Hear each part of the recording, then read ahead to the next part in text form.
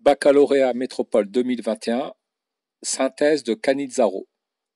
En 1853, le chimiste italien Stanislao Cannizzaro développe une synthèse qui porte son nom, permettant d'obtenir l'alcool benzylique et l'ion benzoate à partir du benzaldéhyde.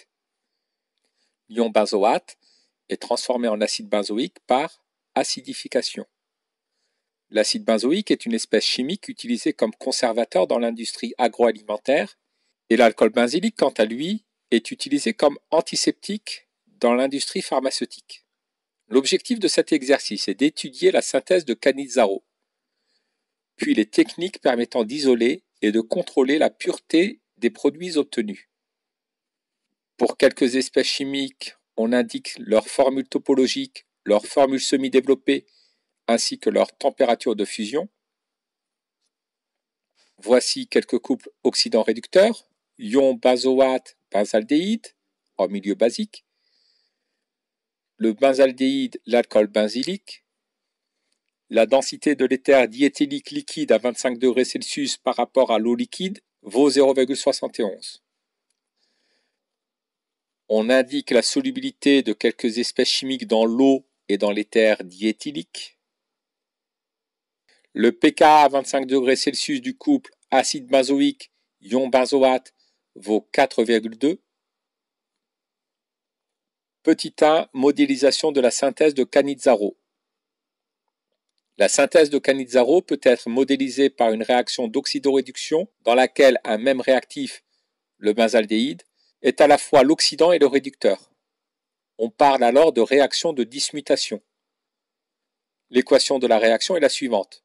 2 moles de benzaldéhyde réagissent avec 1 mol d'ion hydroxyde pour donner 1 mol d'ion benzoate et 1 mol d'alcool benzylique. Le montage à reflux est choisi pour optimiser la synthèse de Cannizzaro. Recopier la formule topologique du benzaldéhyde, entourer le groupe caractéristique et nommer la famille fonctionnelle correspondante. Nous reconnaissons le groupe C double liaison O qui est un groupe carbonylé. Ici, le groupe carbonylé est en début de chaîne. La molécule appartient donc à la famille des aldéhydes. Justifier, en identifiant les couples oxydants-réducteurs, que la réaction modélisant la synthèse de Cannizzaro est une dismutation. Alors nous devons montrer que le benzaldéhyde agit à la fois comme oxydant et comme réducteur. Le benzaldéhyde se transforme en ion benzoate. Écrivons la demi-équation correspondante. Commençons par vérifier la conservation de l'élément carbone. Nous avons 7 atomes de carbone de part et d'autre du signe égal. L'élément carbone est conservé. Poursuivons par la conservation de l'élément oxygène. Il y a un atome d'oxygène du côté du benzaldéhyde, 2 atomes d'oxygène du côté de l'ion benzoate. On va donc rajouter une molécule d'eau du côté du benzaldéhyde. Vérifions maintenant la conservation de l'élément hydrogène. Du côté du benzaldéhyde, nous avons 5 plus 1 plus 2, c'est-à-dire 8 atomes d'hydrogène, alors que du côté de l'ion benzoate, nous avons 5 atomes d'hydrogène. Nous allons donc devoir rajouter 3 ions hydrogène H+, du côté de l'ion benzoate. Enfin, vérifions la conservation de la charge électrique. Du côté du benzaldéhyde, la charge électrique est nulle. Du côté des ions benzoate, nous avons 3 charges positives, une charge négative. Cela nous donne 2 charges positives que nous allons neutraliser avec 2 charges négatives, c'est-à-dire 2 électrons. Cette demi-équation est écrite en milieu acide, puisqu'elle fait apparaître des ions hydrogène H+. Pour l'écrire en milieu basique, on va neutraliser les ions hydrogène par des ions hydroxyde. Donc je vais rajouter à droite 3 ions hydroxyde, mais pour assurer la conservation de la charge et de l'élément chimique, je vais également rajouter à gauche 3 ions hydroxyde. 3 ions hydrogène plus 3 ions hydroxyde, cela nous fait 3 molécules d'eau à droite. Nous obtenons la demi-équation suivante, 1 mol de benzaldéhyde réagit avec 3 moles d'ion hydroxyde pour donner 1 mol d'ion benzoate, plus 2 moles d'électrons, plus 2 moles de molécules d'eau. Le benzaldéhyde perd 2 électrons, il joue donc le rôle de réducteur. Dans la réaction de Cannizzaro, le benzaldéhyde se transforme également en alcool benzylique selon la demi-équation suivante. Vérifions la conservation de l'élément carbone. De part et d'autre, nous avons bien 6 plus 1, 7 atomes de carbone. L'élément carbone est ajusté. Vérifions maintenant la conservation de l'élément oxygène. De part et d'autre, nous avons un seul atome d'oxygène. L'élément oxygène est donc conservé. Vérifions maintenant la conservation de l'élément hydrogène. À gauche, nous avons 5 plus 1, 6 atomes d'hydrogène, alors qu'à droite, nous avons 5 plus 1 plus 2, 8 atomes d'hydrogène. Nous allons donc rajouter 2 ions H+, du côté du benzaldéhyde. Afin qu'il y ait conservation de la charge électrique, nous allons également rajouter 2 électrons du côté du benzaldéhyde. Le benzaldéhyde gagne des électrons pour se transformer en alcool benzylique, il joue donc le rôle d'oxydant. Dans la réaction de Cannizzaro, le benzaldéhyde joue à la fois le rôle d'oxydant et celui de réducteur. Il y a bien 10 mutations du benzaldéhyde. Optimisation de la synthèse de Cannizzaro.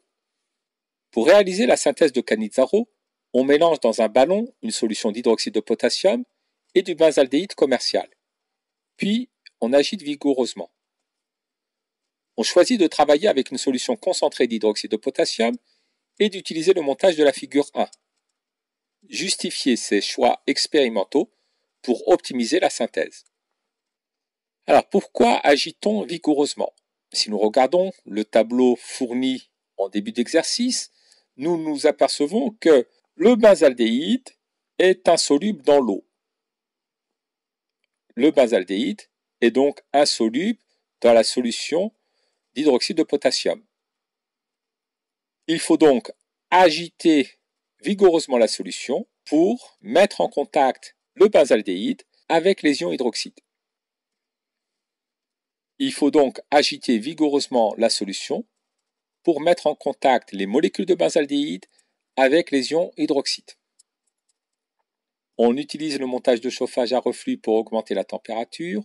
La température étant un facteur cinétique, cela permet d'augmenter la vitesse de réaction, d'accélérer la synthèse. La concentration des réactifs est également un facteur cinétique. On choisit de travailler avec une solution concentrée d'hydroxyde de potassium afin d'augmenter la concentration des réactifs. En effet, plus la concentration des réactifs est élevée, plus le nombre de chocs efficaces entre les réactifs est important. Augmenter la concentration des réactifs permet d'augmenter la vitesse de la synthèse. Petit 3, séparation et contrôle de la pureté des produits de la synthèse.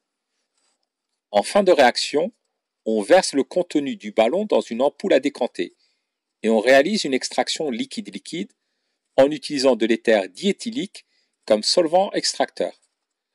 Après décantation, on distingue une phase aqueuse et une phase organique non miscible que l'on sépare l'une de l'autre. La phase organique est traitée ensuite grâce à un dispositif qui permet d'évaporer l'éther diéthylique présent et de récupérer un produit A sous forme liquide. La phase aqueuse est placée dans un grand bécher, placé dans un bain d'eau et de glace. On y verse goutte à goutte une solution concentrée d'acide chlorhydrique jusqu'à ce que le pH soit inférieur à 2. On observe la formation d'un solide correspondant au produit B. Une chromatographie sur couche mince des produits A et B obtenus est réalisée sous une hotte aspirante. Tous les produits sont dissous à 1% dans le dichlorométhane. La plaque est révélée à l'aide d'une lampe UV et le chromatogramme obtenu est présenté sur la figure 2. En 1, nous avons déposé du produit A. En 2, de l'alcool benzylique commercial. En 3, le produit B. En 4, l'acide benzoïque commercial. Et en 5, le benzaldéhyde commercial. Effectuez un schéma légendé de l'ampoule à décanter en précisant les phases présentes et leur composition respective après décantation. L'éther diéthylique et l'eau ne sont pas miscibles, donc on observe deux phases.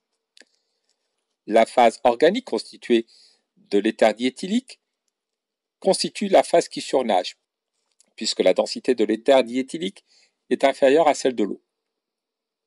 La phase organique constituée d'éther diéthylique contient l'alcool benzylique et le benzaldéhyde. La phase aqueuse constituée d'eau contient les ions hydroxyde, les ions potassium et les ions benzoate. Justifiez l'utilisation de l'éther diéthylique pour effectuer la séparation des produits de la synthèse. D'après le tableau des solubilités, l'eau et l'éther diéthylique ne sont pas miscibles.